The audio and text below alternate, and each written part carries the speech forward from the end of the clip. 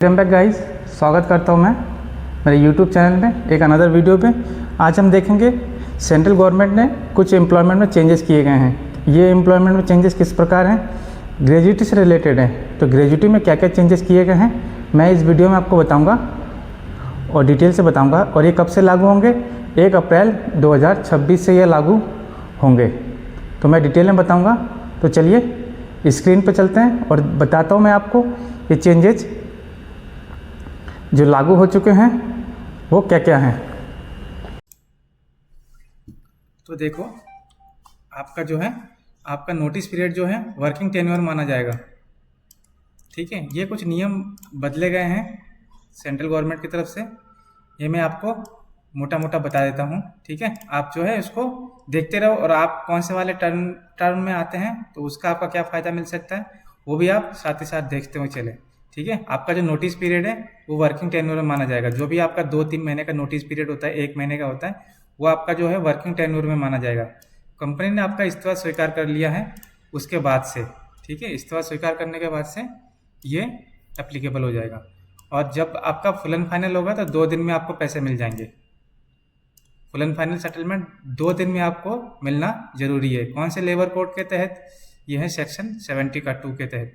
ठीक है, इसके आधार पे आपको 2 दिन में पैसे मिलना जरूरी है। ठीक है, आखिरी वर्किंग डेज में देखिए, डेज के अंदर पूरा भुगतान जो है करना जरूरी है। ऐसा नहीं कि 2 दिन बाद फिर आपको बुलाया जा रहा है उसके बाद आपका पेमेंट होगा, ऐसा नहीं होता।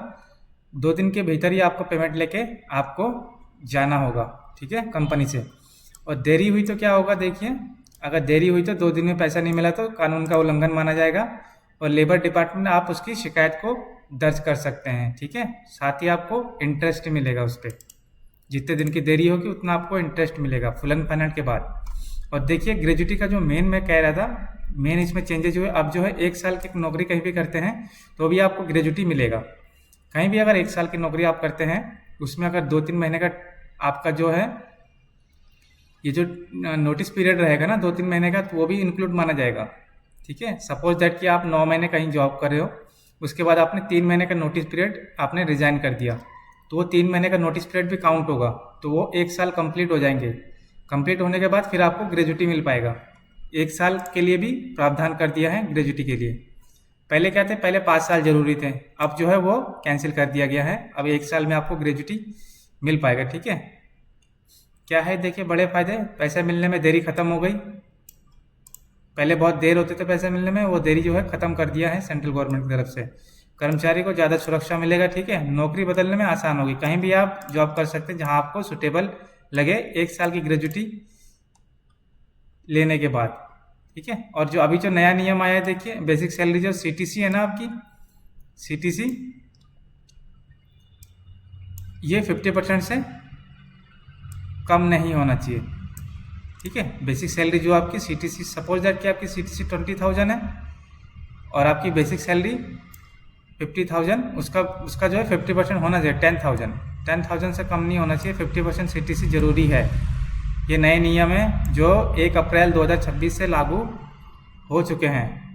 इस चीज़ को ध्यान देने वाली बात है, ये लागू हो चुके हैं। तो जो भी एचआर हैं और जो भी एम्प्लॉयर हैं, इस चीज़ को आप ध्यान से देखें। ये नया कोड है, इसके तहत ही हमें अपने लेबर लॉ को मेंटेन करना है। ठीक है, नोटिस पीरियड देखिए, पेरोल पर है तो सर्विस में गिना जाएगा। ये नोटिस पीरियड ही देखिए मेन मुद्दा। नोटिस पीरियड देखो, अगर पेरोल पे है तो सर्विस में गिना जाएगा पहले। और आपको क्या करना चाहिए यहाँ पे देखिए, एग्जाम्पल के थ्रू मैं आपको बता देता हूँ कि यहाँ पे आपको क्या करना चाहिए। देखिए, नोटिस पीरियड पूरा करें। ठीक है, ग्रेजुएटी की पात्रता पहले 5 साल थी, कुछ मामलों में 4 साल 240 दिन थी। ठीक है, अब जो है ग्रेजुएटी क्या होगी, 1 साल की हो गई है। टाइमिंग ध्यान से प्लान करें। ठीक है, फिक्स टर्म कर्मचारी 1 साल में भी ग्रेजुएटी ले सकते हैं। कॉन्ट्रैक्टर जॉब अगर करते हैं आप, 1 साल कहीं कॉन्ट्रैक्ट भी जॉब करते हैं तो भी आपको उसका फायदा मिल सकता है। बेसिक सैलरी सीटीसी का 50% होना ही चाहिए।